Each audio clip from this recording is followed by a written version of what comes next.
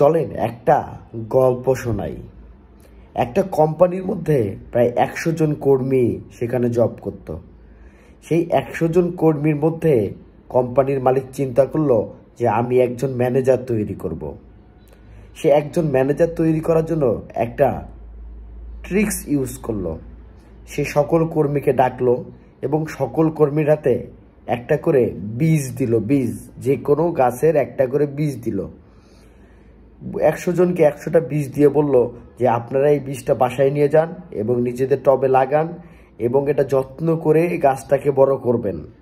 বড় করার পর এটা 1 বছর পর আমার কাছে নিয়ে আসবেন এবং যেই গাছটা অনেক বেশি সুন্দর হবে আমি তাকেই আমার ম্যানেজারের পোস্টটা দিব বা দেওয়ার চিন্তা ভাবনা করব। ঠিক সবাই বাসায় চলে গেল। এখানকার মধ্যে এ নামের একটা ব্যক্তি ছিল। সেই ব্যক্তিটাও সে টবের মধ্যে সে বীজটা লাগালো এবং সবাই সেম কাজটাই করলো এবং সবাই অফিসে এসে কানা কষা শুরু করে দিল যে আমার গাছটা হয়ে গেছে, আমার গাছটা বড় হয়েছে, আমার গাছটা একটু হলেও আজকে গজাইছে। মানে সবাই সব রকম কথাবার্তা শুরু করলো। কিন্তু এ নামের যে ব্যক্তিটা আছে সে সব সময় চুপচাপ থাকা শুরু করলো, কারণ তার বীজ থেকে চারাটা গজায়নি। ঠিক 1 বছর পর সবাই তাদের চারাগুলোকে নিয়ে অফিসে আসা শুরু করলো এবং সেই কোম্পানির মালিক বলল এই রুমটার মধ্যে রাখো। সবাই একটা রুমের মধ্যে তাদের চারা গাছগুলোকে রাখা শুরু করলো। সবাই সেখানে রাখা শুরু করে দিল। বাট এ নামের যে ব্যক্তিটা আছে তার টপ থেকে কোনো ধরনের চারা গজায়নি বা বড়ও হয়নি। সে মনে করেছিল যে আমার এই বীজটা ছিল খারাপ বা কোনো একটা সমস্যা ছিল, এই কারণে আমার চারা হয়নি। সে শুধু খালি টপটা নিয়ে চলে এসেছে। তখন সবাইকে জিজ্ঞাসা করা হলো যে কার গাছ কত বড় হয়েছে। সবাই বলল, প্রায় 99 জন লোক বলল যে হ্যাঁ আমার গাছটা এত বড় হয়েছে, কারো গাছটা অনেক বড় হয়েছে, কারো গাছটা আরও বড় হয়েছে। তখন কোম্পানির মালিক অনেক খুশি হয়ে গেল। কোম্পানির মালিক তখন ডিক্লারেশন দিয়ে দিল যে এই খালি টপটা কার।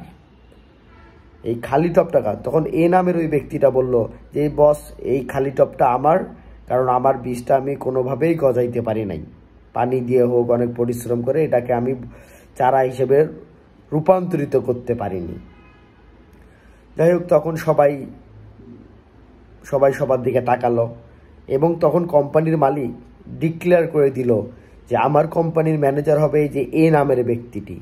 সবাই অনেক আশ্চর্য হয়ে গেল এবং জিজ্ঞাসা করলো যে বস, কেন? আপনি তো বলেছিলেন যে চারাটা বড় হবে সেই হবে ম্যানেজার। তখন কোম্পানির মালিক বলল যে আমি তোমাদেরকে যতগুলো বীজ দিয়েছিলাম সবগুলো ছিল সিদ্ধ বীজ। এগুলো থেকে চারা হওয়ার কোনো সম্ভাবনাই নেই। আপনারা যখন দেখেছেন যে আমার বীজ দিয়ে চারা হচ্ছে না, তখন আপনারা সবাই বাজার থেকে কিনে এনে আমাকে ধোঁকা দেওয়ার জন্য আপনারা আপনাদের কেনা বীজটা থেকে আপনারা চারা গজিয়েছেন, অথবা আপনারা কেউ অনেক নার্সারি থেকে আপনারা চারা কিনে নিয়ে এসেছেন। কিন্তু এ নামের এই ব্যক্তিটি একদম সত্য এবং নিষ্ঠাবান। সে একদম সত্য কথা বলেছে, সে মিথ্যা কথা বলেনি।